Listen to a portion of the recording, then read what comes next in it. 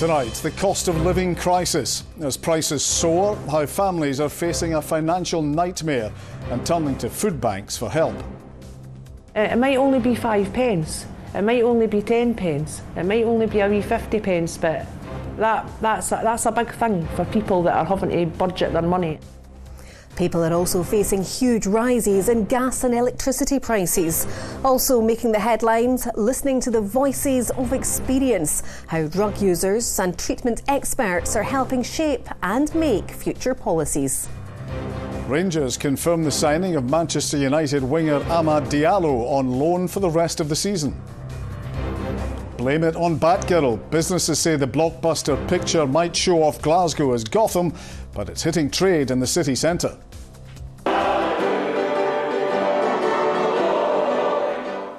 And meet the unlikely lads, the Kilmarnock Men's Choir with an average age of 83.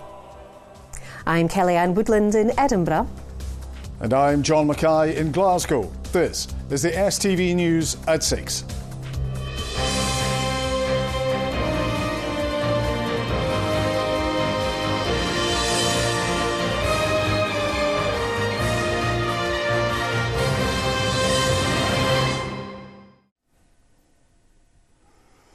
Good evening. It's being called the cost of living crisis. For thousands of families across Scotland, the financial challenges are becoming critical. At one food bank, they've seen a 40% rise in referrals as people turn to emergency help. The rise in food prices is being felt in more and more households as budgets are also squeezed by the soaring bills for gas and electricity. Here's our senior reporter, Gordon Cree. This project in Edinburgh's Muirhouse is called LIFT, Low Income Families Together. And for Cheryl, it's become a lifeline. I tell you, if it wasn't for this place helping me with food bags, things like that, I don't know what would... I probably would be most days I wouldn't be eating. It's already tough to make ends meet, and with rising food prices, it's becoming near impossible. I'm seeing it everywhere you go now. It might only be 5 pence, it might only be 10 pence, it might only be a wee 50 pence, but that's a big thing for people that are having to budget their money and watch what they're buying. Inflation's running at more than 5%, so we know across the board the price of everything is getting higher, but there's a growing realisation that those who have the least are taking even more of the pain. The blogger and activist Jack Monroe has been highlighting this issue on Twitter. At the campaigners' local supermarket this time last year, the cheapest packet of pasta was 29p. It's now 70p, an increase of 141%. Rice was 45p for a 1 kilo bag. It's now £1 for a 500 gram bag, working out at a 344% rise. Bread was up from 45p to 58p, curry sauce from 30 to 89, and a bag of small apples from 59 pence to 89. Those figures are real, they are accurate, they are reflective of mine and millions of other people's experiences. I had a message last night from a gentleman who'd read my thread who said that he was going to bed having eaten a teaspoon of toothpaste in order to fool himself into thinking that he'd had a meal. Volunteers at the East Lothian Food Bank in Tranent put together and send out vital supplies. They say the biggest thing that brings people here is a lack of income. The basic necessities of life are then unaffordable. Last month was the busiest they've ever had. We were expecting it to be busy. I don't think we quite anticipated it being quite as busy as it was. There's no way we were expecting a 40% increase in the number of referrals that we saw. It's heartbreaking. You know, we've all been close to tears or in tears at some point, especially in December. The thing that keeps us going is knowing that at least if we're getting food out to people, they're not going to be hungry. In Livingston, the larder makes meals from scratch for those who need them most. In a single day, it's taking them to more than 250 people across West Lothian. We believe that access to good quality, fresh, nutritious food is absolutely essential for everybody in our society, regardless of their income bracket. We are seeing poverty and food poverty increasing rather than being eradicated, and that has to stop. Everyone involved in this sector says what they are doing is ultimately applying a sticking plaster. They need decision makers to tackle the root causes. In the meantime, life on the margins gets ever harder. Gordon Cree, STV News. So we know food prices are going up, but the worry is it's going to get even tougher for households right across the country. Energy bills are expected to surge again. The current price cap will remain in place until the end of March, but the next level will be announced in the next few weeks. The cap is the maximum your supplier can charge you for a unit of energy. But with rapidly rising wholesale costs sending the industry into meltdown, it's feared prices could soar as they battle to survive. And charities fear that could leave many families unable to heat their homes. Hayley Boma reports. It's almost a fifth of my budget that is spent on gas and electricity. It's a choice between heating or eating. For single mum Michelle, balancing the books is a constant juggling act, and increasing energy prices are adding to that pressure. As long as my kids are fed, I'm happy, but it's a struggle. The village of Braemar sees record low temperatures during the winter. But their energy options are limited, with no access to mains gas. I have 3 coal fires, and the heating that I have is LPG gas, which has gone up in price. How much of your budget are you spending to heat your home? Maybe just under half, really. A lot of folk like myself that are in a fixed budget, and if things keep going up and their pension doesn't go up, or and there's nowhere to get the extra. The price cap is supposed to act as a limit, a protection as sorts, so energy companies don't pass on their high bills to us as customers. But with gas prices at a record high, experts are warning that the new cap, when it comes in April, could be up to 50% more than it was before. Although the price cap offers domestic consumers some protection, this doesn't apply to businesses. It makes you look at your sales to the customers, the prices. You have to increase prices to the clients. At the same time, we're trying to keep clients. It's trying to get a balance, but at the end of the day, the business has got to be functional, work as a business. And we'll hear more of those business and household concerns, along with some expert advice on managing your energy bills on Scotland Tonight at 7:30. Now, the Prime Minister is still waiting tonight to receive the Sugr Report into allegations of lockdown parties in Downing Street. The report could be crucial in determining Boris Johnson's future, as many MPs claim they're waiting for it to be published before deciding whether to support him. Live now to our Westminster correspondent Catherine Sampson. And Catherine, we thought we might have this by now, but still no sign.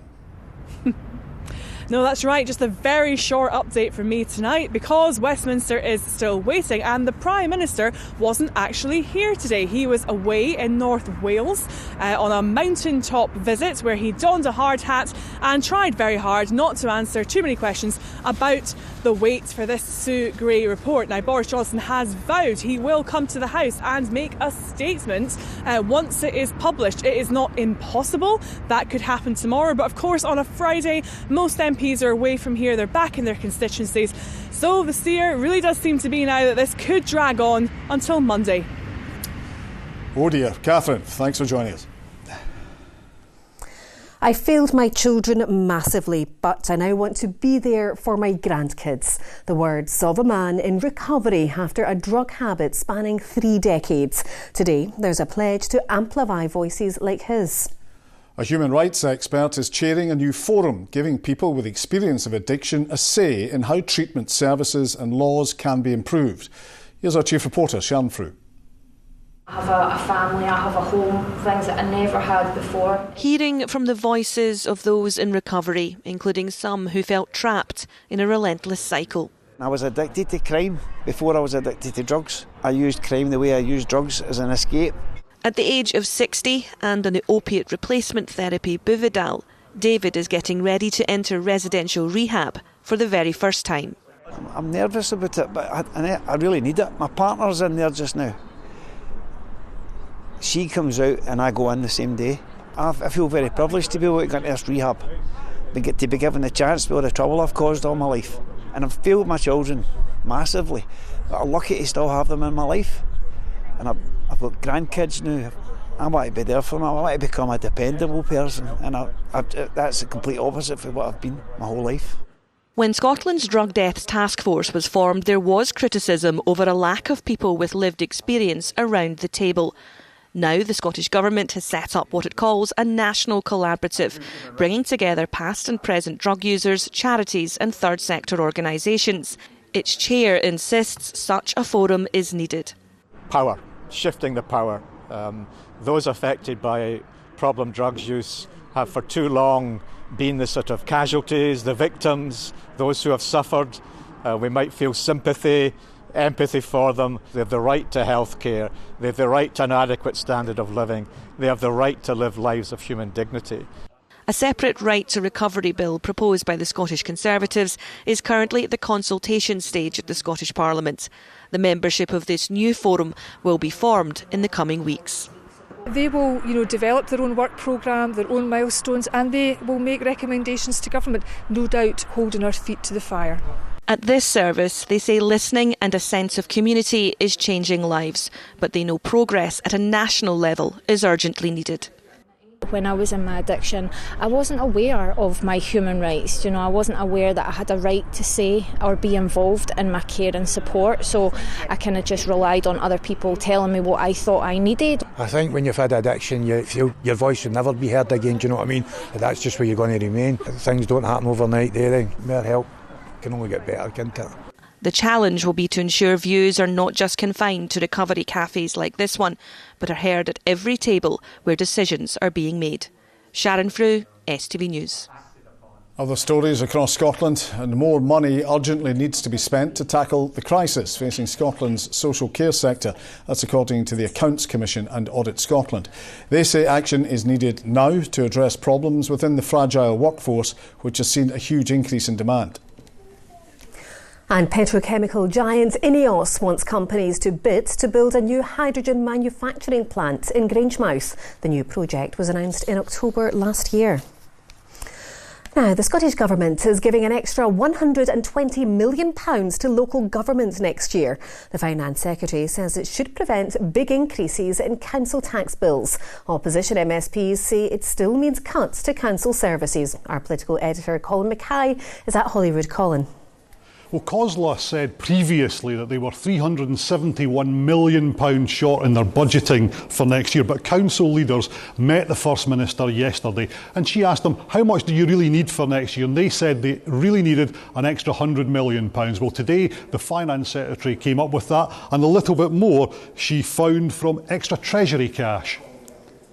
This increase in funding would be equivalent to a 4% increase in council tax next year. So whilst councils have full flexibility in setting local council tax rates, I don't believe that there is a requirement for any inflation-busting increases next year. And what has been said by COSLA, by every council group leader, including the SNP's own, and from various groups like care workers who are on the front line of delivering council services, they all see really big cuts coming. Now, in the real world, outside of this place, what today's announcement should mean is that council tax rises next year should be no more than 3%. All right, Colin at Holyrood, thank you. A shambles. That's how local businesses are describing the filming of Batgirl in Glasgow city centre. Some were forced to close, others seeing their trade severely impacted by road closures. They claim Glasgow City Council have been unreceptive to the complaints, but the council maintain all issues surrounding filming are concerns for the production company to deal with. Productions last year brought in more than £40 million to the city's economy. Vanessa Taff has more. Locals and tourists are thrilled to see Batgirl kapowing her way into town, transforming Glasgow into Gotham. But filming has been far from a glamorous Hollywood experience for businesses. For about a week we had to close, just nothing was moving in the street. And I would probably describe the whole experience as a shambles. Robert was forced to close his shop during filming and has been compensated by the production company, averaging £30 a day. He says this was nowhere near enough. The council are saying that this is great for the city, it's bringing in money. That can't be to the detriment of local businesses. If it is bringing in money, it's not doing it locally. This bakery relies heavily on passers-by. Despite assurances filming wouldn't impact their trade, the reality was far from a sweet treat. They told us that the road would be closed, but that there would be pedestrian access easily from both ends. The road was closed. A couple customers were even rerouted the whole way around down to King Street. So it was really hard even just to get anywhere near us in terms of parking. We were relying entirely on footfall. Glasgow City Council say they do not wish to comment on the claims made by local businesses to STV News. They say financial compensation and support is an issue for the production company to deal with. Now, businesses have told me they're extremely concerned about planned upcoming productions, which could see the same road closures happening again. With an eye for a trend, Frederick knows the city's popularity as a filming hotspot isn't going anywhere anytime soon. Because this area is going to get used a lot more, is that, one day what says that they're not going to turn around and say, hey, you can't be in your shop anymore, we're not going to rent it anymore, and we just wanted to use it for, as a filming location. As filming continues, shop owners say they want to work with the council to put the spotlight back on Glasgow and Gotham. Vanessa Taff, STV News, Glasgow. Bright lights, excitement. Now here's Ronnie.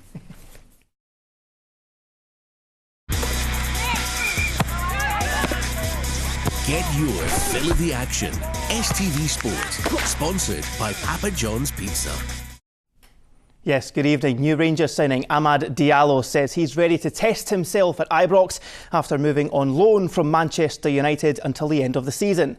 The 19-year-old winger moved to Old Trafford last January from Atalanta for £20 million and will be in the squad for Saturday's trip to Ross County.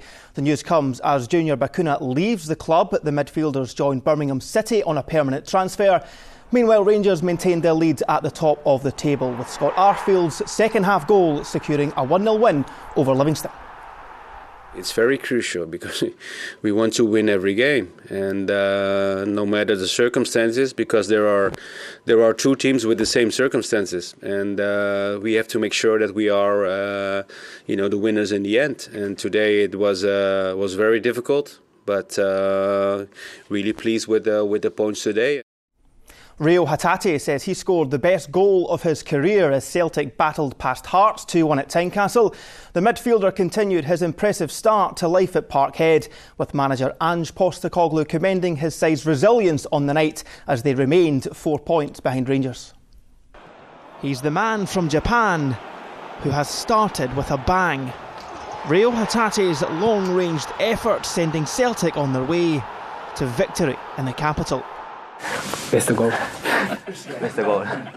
I'm very happy with the goal, and I could score on my second game, and I'm relieved. We will have to talk and communicate to each other within the team and make it better and improve. In an impressive first half, Hatate started the ball rolling before debutant and man of the match Matt O'Reilly picked out Georgios Giacomakis. 2-0 the scoreline, although Hearts were calling for offside. The Jambos got back in it though through Liam Boyce. Again, questions of offside. Boyce had a chance to equalise after Nir Beaton handled in the box, but the post had other ideas. Celtic held on. A big 3 points for Ange Postecoglou. It's probably the one thing that is a little bit sort of underestimated in this team. They're just a really resilient group of players. We've had plenty of reasons to have excuses as to why we can't do what we want to do. But I thought even tonight, with the changes we had to make, that football was still great.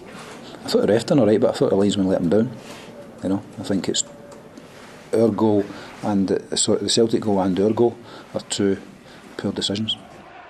Next up for Celtic is the visit of Dundee United to Parkhead on Saturday before the Old Firm derby on Wednesday. Graham Alexander praised his Motherwell side after they earned a point against Hibs, following what he described as a harsh red card for Liam Donnelly. The midfielder picked up a second yellow in the 0-0 draw for this challenge. Alexander was also sent off by ref Andrew Dallas for protesting the decision. And finally, after 3 wins in a row since the winter break, St Mirren manager Jim Goodwin says a change of system has been the secret to success. Connor Ronan's winning goal against Aberdeen this week moved the Buddies within 3 points of the top 6. Goodwin says the players have adapted well to the new formation. I don't like, changing formations halfway through a season, especially after working so hard on it in pre-season, and then the guys have had those 4 or 5 months playing that way. The winter break allowed us a 2-week period there to just work tirelessly on the system. Thankfully, the last 3 games, it's worked well. That is all your sport tonight, folks. Join us again tomorrow. And until then, all the latest sports news can be found over on our website. Bye for now. Get your fill of the action. STV Sport. Sponsored by Papa John's Pizza. OK, what's coming up on the weather? Here's Sean to tell us. Today's outlook is becoming more and more unsettled.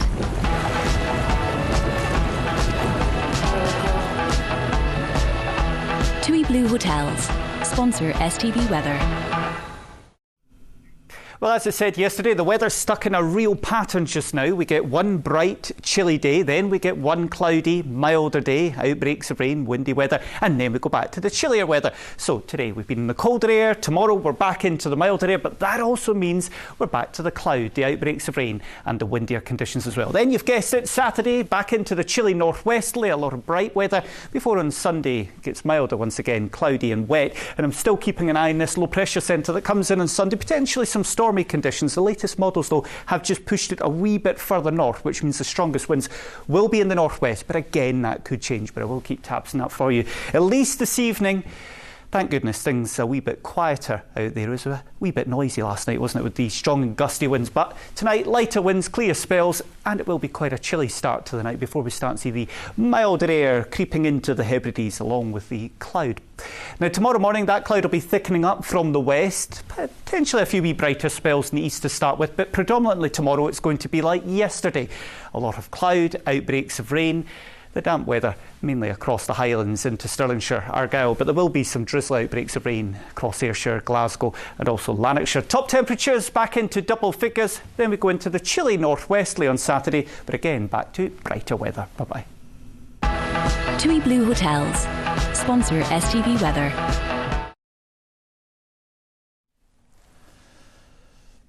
And finally, Kilmarnock-based choir The Unlikely Lads are celebrating after singing their way into the hearts of their beloved Killie football team. Yes, the group of men with an average age of 83. I'm surprised, John, you've not joined actually, but they've been performing together for the past 10 years. But a recent social media clip has led to them landing their most exciting gig yet, as Laura Boyd has been finding out.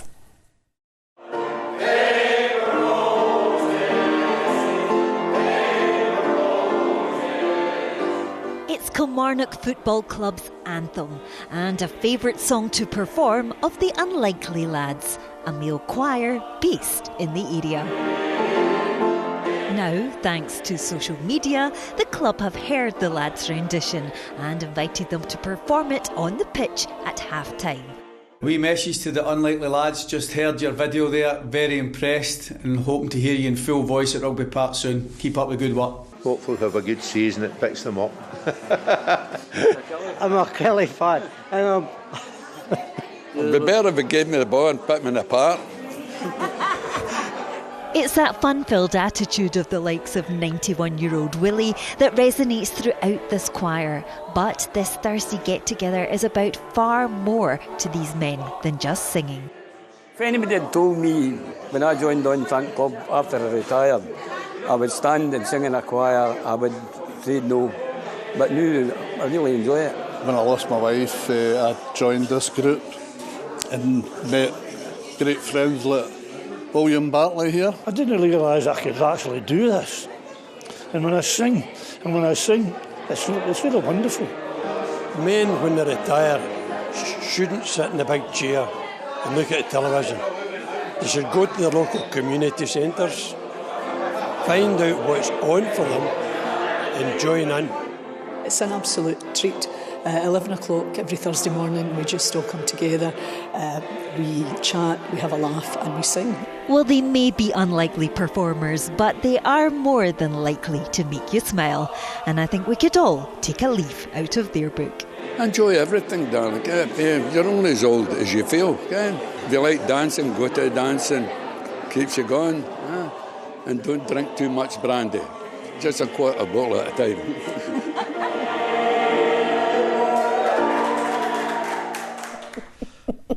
You better take that advice on board, John, eh? Well, if it makes you as lively as these guys, then that sounds good to me. Yeah, absolutely. From all of us, thanks for watching. Have a good night. See you tomorrow.